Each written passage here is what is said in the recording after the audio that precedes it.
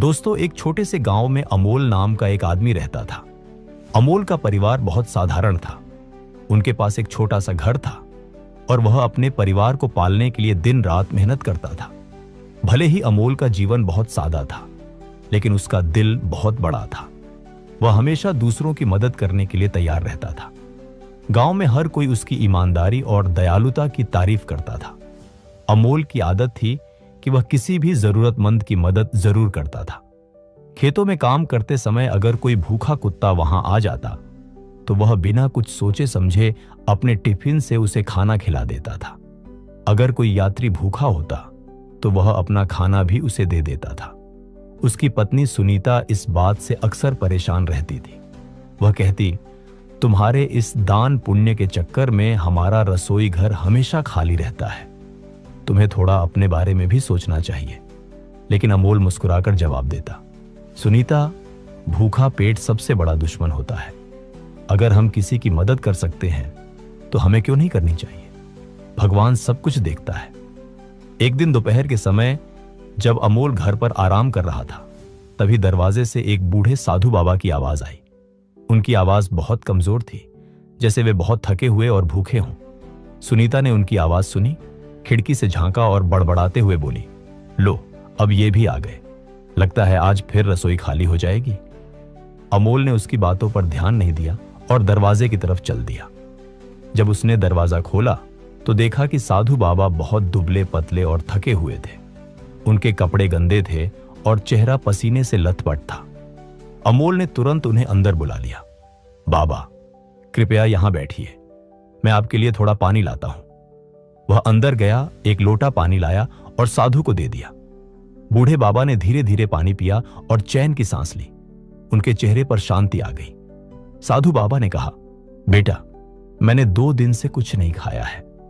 अगर तुम मुझे थोड़ा खाना दे सको तो मैं तुम्हारा बहुत आभारी रहूंगा। अमोल दौड़कर रसोई में गया, लेकिन वहां जाकर उसने देखा कि सिर्फ 2 रोटियां ही बची थीं, जो उसने खुद के दोपहर के खाने के लिए रखी थी। फिर भी बिना कुछ सोचे उसने दोनों रोटियां उठाईं और वापस जाने लगा। सुनीता ने उसे रोक लिया। उसने गुस्से में कहा, तुम यह क्या कर रहे हो? ये रोटियां तुम्हारे लिए हैं। अगर तुम ये भी दे दोगे तो तुम क्या खाओगे? ये साधु किसी और के घर भी जाकर मांग सकते हैं, लेकिन हम भीख मांगने कहां जाएंगे?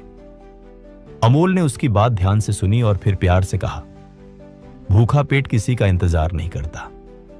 इन बाबा ने 2 दिन से कुछ नहीं खाया है। अगर हम इन्हें खाना नहीं देंगे तो इनका क्या होगा? हमारे लिए भगवान कोई ना कोई इंतजाम कर ही देगा। सुनीता की आवाज तेज थी और साधु बाबा ने सब कुछ सुन लिया था, लेकिन वे शांति से बैठे इंतजार करते रहे। अमोल ने अपनी पत्नी के गुस्से पर ध्यान नहीं दिया। वह साधु बाबा के पास गया और रोटियां उनके सामने रख दी। बाबा, कृपया इसे खाइए, हमारे घर में अभी यही सबसे अच्छा भोजन है। साधु बाबा ने कुछ नहीं कहा। वे इतने भूखे थे कि उन्होंने चुपचाप खाना खा लिया। फिर उन्होंने पानी पिया और शांति से बैठ गए। कुछ देर बाद जब साधु बाबा जाने के लिए उठे तो उन्होंने अमोल को अपने पास बुलाया। उन्होंने अपने झोले से एक चमकता हुआ सोने का कटोरा निकाला और अमोल को दे दिया। अमोल हैरान रह गया। बाबा, मैं यह नहीं ले सकता, यह आपका है। साधु बाबा मुस्कुराए और बोले, बेटा, इसे रख लो। पिछले हफ्ते एक राजा ने मुझे यह कटोरा दान में दिया था, लेकिन मेरे लिए इसका कोई काम नहीं है। मैं किसी ऐसे इंसान की तलाश में था जो इसके लायक हो, और आज मुझे तुम मिल गए। उन्होंने आगे कहा, यह तुम्हारे अच्छे कर्मों का फल है। हमेशा याद रखना, कर्म ही सच्चा धर्म है। तुमने बिना किसी स्वार्थ के मेरी मदद की। अच्छे काम करते रहो। जब सही समय आता है तो भगवान हमें हमेशा इनाम देता है। तुम्हारी दया और अच्छे काम न सिर्फ तुम्हें बल्कि तुम्हारे परिवार को भी शांति और खुशी देंगे।